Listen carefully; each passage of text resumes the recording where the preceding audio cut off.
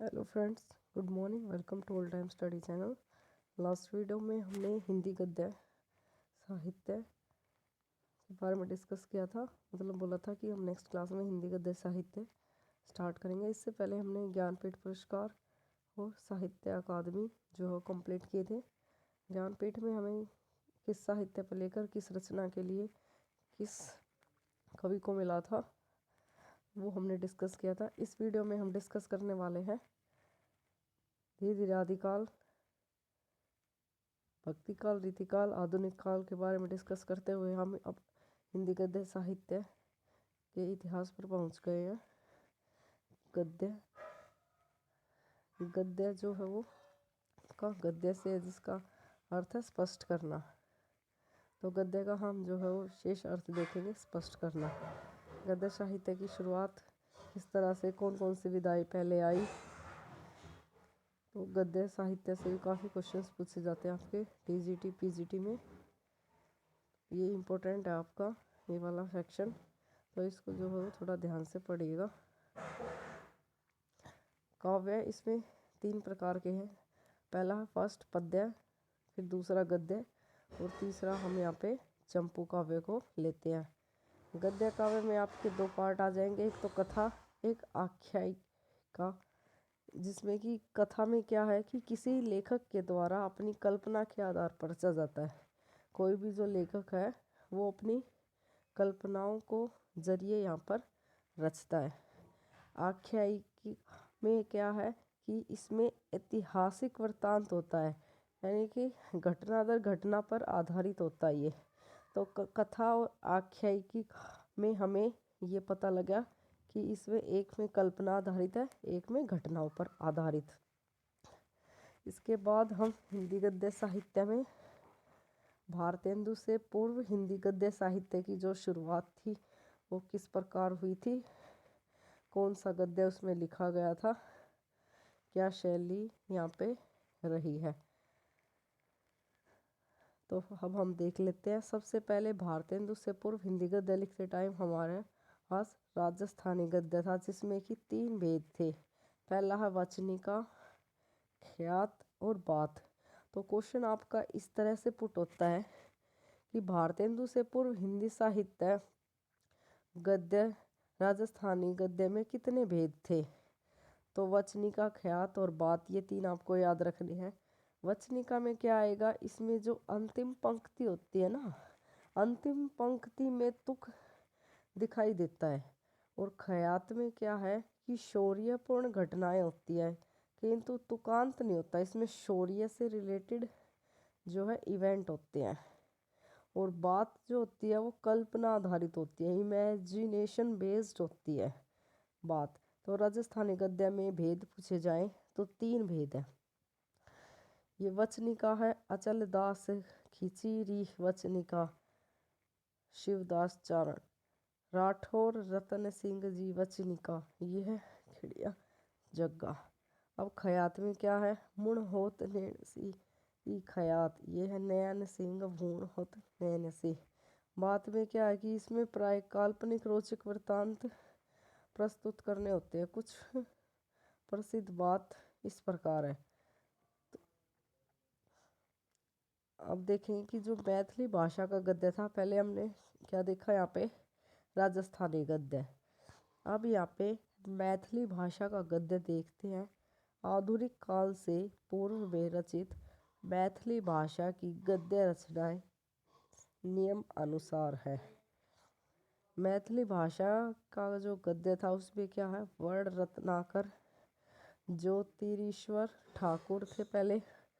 फिर कीर्ति लता पे क्या हुए, विद्यापति ठाकुर आए। कीर्ति पताका में विद्यापति ठाकुर है। तो ये कीर्ति में दोनों सेम है, विद्यापति विद्यापति। सिर्फ वर्ण रत्नाकर में क्या है, ज्योतिरीश्वर ठाकुर आए हैं। तो मैथिली भाषा की गद्य रचनाएं भी हमने पढ़ ली हैं, ये भी एक नोट देख लेते हैं। कीर्तिलता गद्य पद्य मिश्रित ऐतिहासिक काव्य है। इसमें कवि ने अपने आश्रयदाता कीर्ति सिंह के युद्ध की एक घटना का वर्णन किया है। इसका विभाजन 4 पल्लवों में किया गया है। इसमें अवट भाषा का प्रयोग भी हुआ है। मौलिक ग्रंथ जो है वो, तो मौलिक ग्रंथ देख लेते हैं। सबसे पहले गुरु गोरखनाथ, जो आपके 14वीं शताब्दी में, तो ये गोरखसार। गोस्वामी विठलनाथ, इन्होंने श्रृंगार रस मंडन।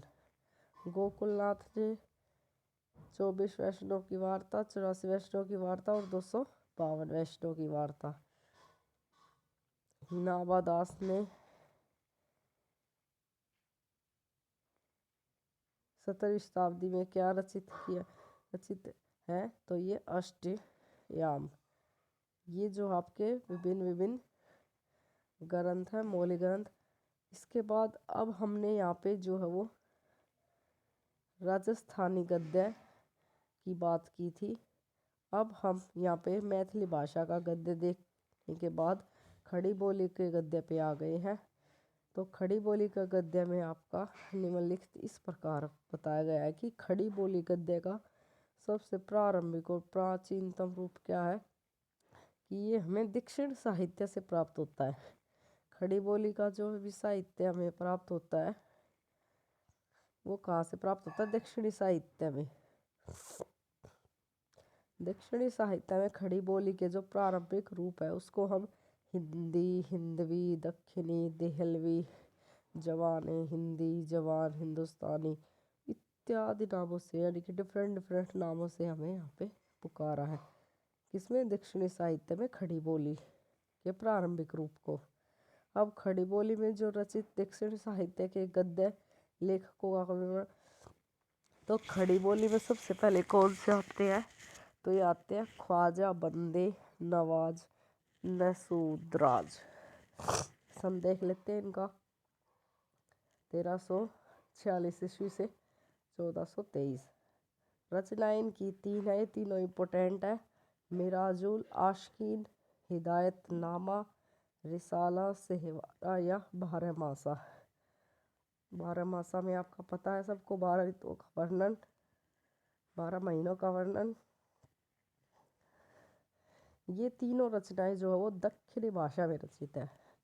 तो पूछने लग जाए कि हिदायतनामा किस भाषा में रचित है, तो आंसर होगा यहाँ पे दक्षिणी भाषा। जो मिराजुल आशिकीन है ये दक्षिणी की पहली रचना मानी जाती है।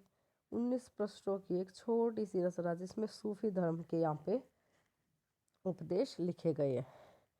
उसके बाद दूसरी जो आपको मुल्ला वजई, इनका जन्म 1605 ईस्वी में, मृत्यु इनकी 1660 ईस्वी में। तो ये किस उसमें आएंगे, तो ये आएंगे आपके खड़ी बोली गद्य में। पहले आपके ख्वाजा बंदे आए हैं लेखक, और यहाँ पे सेकंड नंबर पर मुल्ला वजई आए हैं। इनकी 2 रचनाएं हैं, दोनों इम्पोर्टेंट है, कुतुब मुश्तरी और सबरस।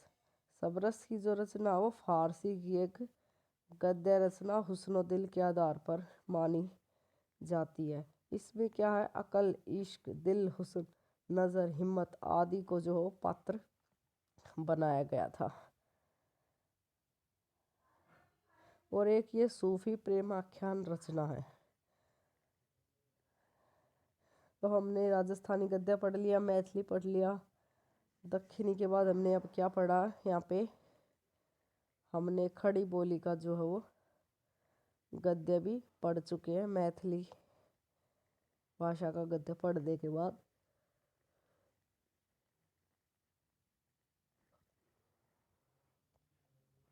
अब हम पढ़ने जा रहे हैं उत्तर भारत में जो खड़ी बोली गद्य का विकास हुआ वो कैसे हुआ है।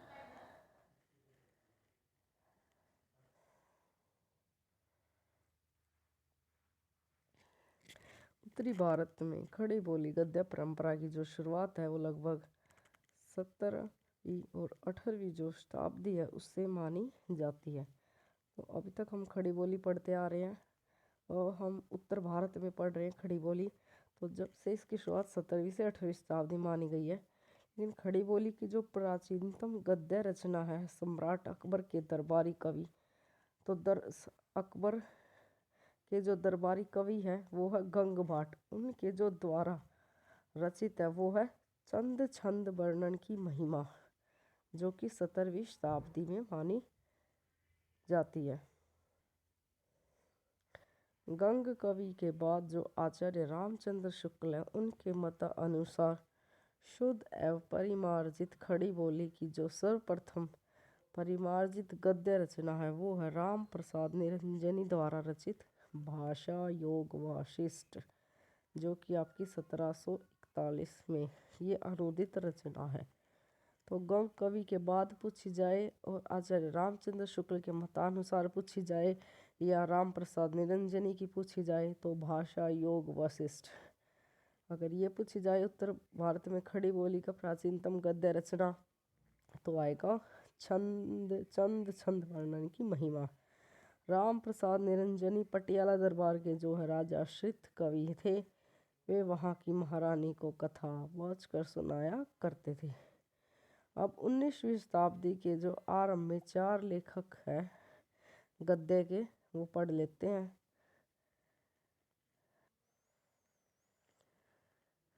सबसे पहले है मुंशी सदा सुखलाल नियाल। इनका जन्म 1746 ईस्वी दिल्ली में हुआ था।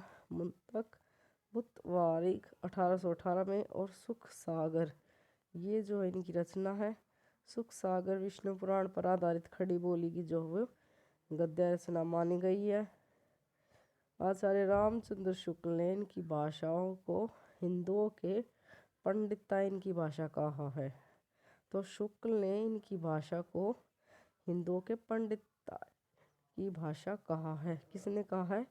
रामचंद्र शुक्ल ने। ये उर्दू में निसार उपनाम से रचना करते थे। कौन? मुंशी सदा सुखलाल नियाल। और प्रसिद्ध कथन है इसमें, रस्म व रिवाज भाषा का दुनिया से उठ गया। ये जो प्रसिद्ध कथन है। दूसरे नंबर पर आते हैं खड़ी बोली के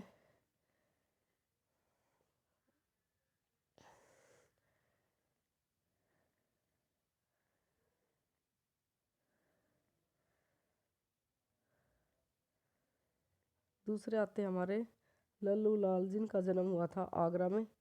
गुजराती ब्राह्मण है ये। इनकी भी 2 रचनाएं हैं, सिंहासन बत्तीसी और प्रेम सागर। 1801 में और 1810 में। इन्होंने 1802 में ईस्वी से लेकर 1810 ईस्वी तक फोर्ट विलियम कॉलेज में हिंदी अध्यापन का कार्य किया है। तो फोर्ट विलियम कॉलेज कोलकाता से रिलेटेड अगर क्वेश्चन पूछा जाए तो लल्लू लाल यहाँ पे आपका आंसर राइट होगा। तीसरे आपके आते हैं बिहार से सदल मिश्र। नासिकेतोपाख्यान इनकी एक लघु रचना है। अगर ये पूछे जाए प्रेम पच्चीसी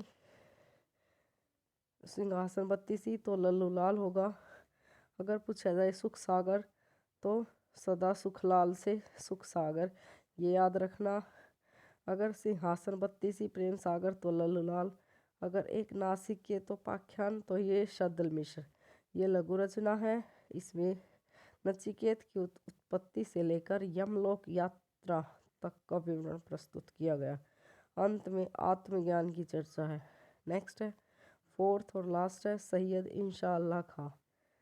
ये लखनऊ से है। इनकी फेमस है रानी केतकी की कहानी उदयभान चरित्र। फोर्ट विलियम कॉलेज कोलकाता में इसकी स्थापना 1800 ईस्वी में हुई थी। स्थापनाकर्ता ईस्ट इंडिया कंपनी के तत्कालीन governor general Lord Morpheus Wellesley. उद्देश्य क्या है? इस भारतीय पाश्चात्य भाषाओं, साहित्य, कानून व ज्ञान विज्ञान के अध्ययन का केंद्र बनाना चाहते थे, किंतु ईस्ट इंडिया कंपनी के इंग्लैंड स्थित अधिकारियों ने इसे केवल प्रमुख भारतीय भाषाओं के सामान्य अध्ययन केंद्र के रूप में चलाने की अनुमति प्रदान की। कॉलेज में हिंदुस्तानी के सबसे पहले प्रोफेसर तो ये जॉन गिलक्राइस्ट हुए। इसके बाद आते हैं आपके 4th राजा शिव प्रसाद सितारे हिंद। इनकी रचना है राजा भोज का सपना। आलसियों की क्रीड़ा, भूगोल, हस्तमलक। और 1845 ईस्वी में बनारस से बनारस नामक अखबार निकाला था इन्होंने। और 1856 में शिक्षा विभाग में इंस्पेक्टर बन गए थे। इन्होंने हिंदी में जो क ख ग ज फ के साथ जो नीचे नुक्ता लगता है बिंदु सी, उनकी जो है इन्होंने शुरुआत की थी। अब आते हैं आपके राजा लक्ष्मण सिंह। इनका जन्म 1826 में। इनकी भी अनुदित जो रचनाएं हैं वो है मेघदूत, शाकुंतला और रघुवंश।